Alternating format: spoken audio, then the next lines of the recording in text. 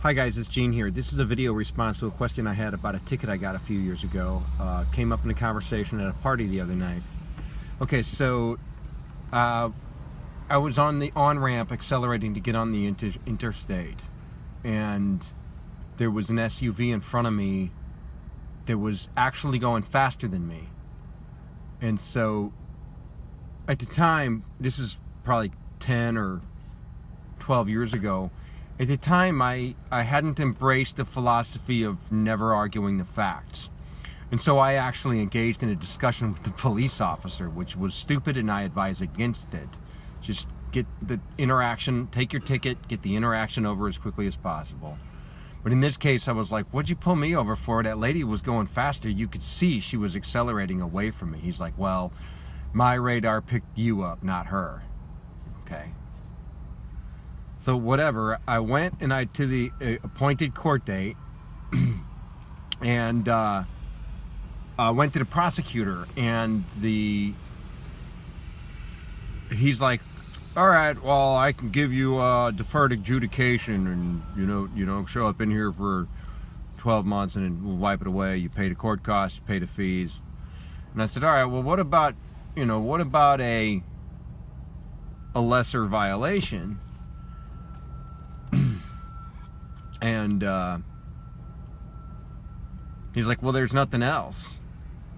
He's like, you got to have like a non-moving violation, like an expired tag or a light out or something, that if you plead guilty to, I'll wipe the other one away. Because he just wants his money, right? He doesn't want to ruin your driving record with a moving violation. He just wants the money. And so if you can, basically what he said was, look, if you fail to appear, then I got something. And I said, okay, cool. And so basically he told me, without telling me in so many words, fail to appear, and then we got a deal. And so I did. I said, can you make it as soon as possible? He's like, sure thing. So he reset my court date for like the very next week. And he was cool. He was a jerk to somebody else who was there. But to me, like, I sat down and like, let's talk business, right? And so he was cool. So the following week, I failed to appear, and then the next day, I went in, I gave my wife $1,000, and I says, I'm going down to the police station to turn myself in, and I don't know how it's gonna go, so here's some bail money. So I go in, I go to the police station, they're like, I said, I'm here to turn myself in. They're like, for what? I said, for failure to appear.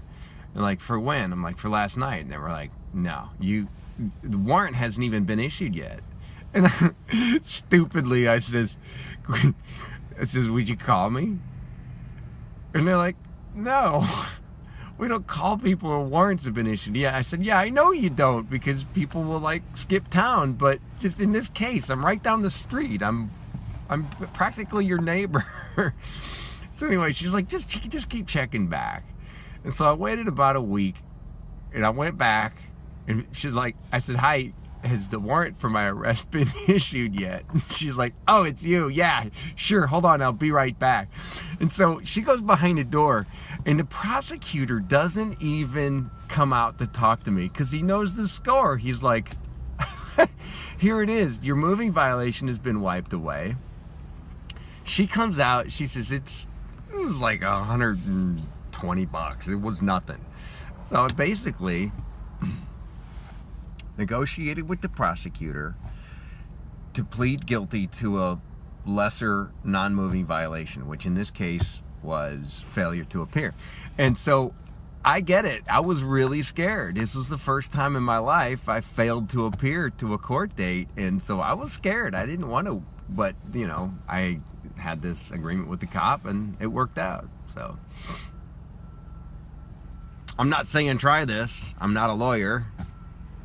I'm just saying this is what I did.